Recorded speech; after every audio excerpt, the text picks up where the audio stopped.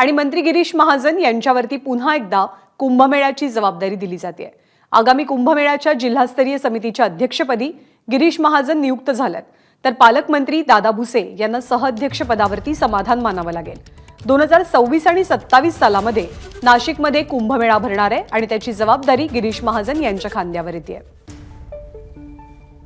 मुकुल कुलकर्णी आपल्याला अधिक माहिती देतात। मुकुल, या समितीमध्ये कोण कोण असेल, कसं नियोजन कुंभमेळ्याचं आतापासूनच करण्यात आलंय?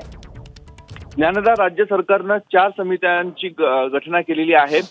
शिखर समिती आहे, त्याचं अध्यक्षपद मुख्यमंत्री एकनाथ शिंदे यांच्याकडे आहे, तर उपाध्यक्षपद देवेंद्र फडणवीस उपमुख्यमंत्री यांच्याकडे आहे। या समितीमध्ये अजित पवार, छगन भुजबळ यांच्यासह इतर 8 मंत्र्यांचा समावेश आहे आणि त्या व्यतिरिक्त प्रत्येक खात्याचे वरिष्ठ अधिकारी यांचा समावेश आहे। त्याचबरोबर उच्च अधिकार समिती आहे, ती मुख्य सचिवांच्या अध्यक्षतेखाली आहे।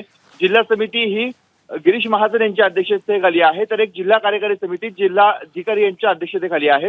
प्रामुख्याने जे मंत्री आहेत गिरीश महाजन हे गेल्या काही दिवसापासून दुरावलेले होते, नाशिकपासून दुरावलेले होते, काहीसे नाराज देखील होते, कारण नाशिकचं पालकमंत्री पद त्यांनी सांभाळलेलं आहे। परंतु यंदा दादा भुसे यांना पालकमंत्री पद देण्यात आलं, त्यानंतर अजित पवार गट हा सत्तेमध्ये सहभागी झाला। छगन भुजबळ यांच्याकडनं देखील प्रयत्न करण्यात आलेले होते, त्यामुळे या 2 मंत्र्यांच्या रस्सीखेचमध्ये आता मोठी जबाबदारी गिरीश महाजन यांच्याकडे देण्यात आली आहे आणि आगामी कुंभमेळ्याच्या काळामध्ये जे मोठे मोठे कामं होतात त्याचा संपूर्ण होल्ड हा भाजपने आपल्या ताब्यात ठेवलेला आहे। त्यामुळे नाशिकचं राजकारण म्हणा किंवा प्रशासकीय कामकाज या दोन्हींवर भाजपचा प्रभाव हा जाणवणार आहे। एकूणच भाजपच्या अध्यक्षतेखाली कुंभमेळा पार पडेल असं म्हटलं तर वावगं ठरणार नाही। धन्यवाद मुकुल या सगळ्या माहितीबद्दल।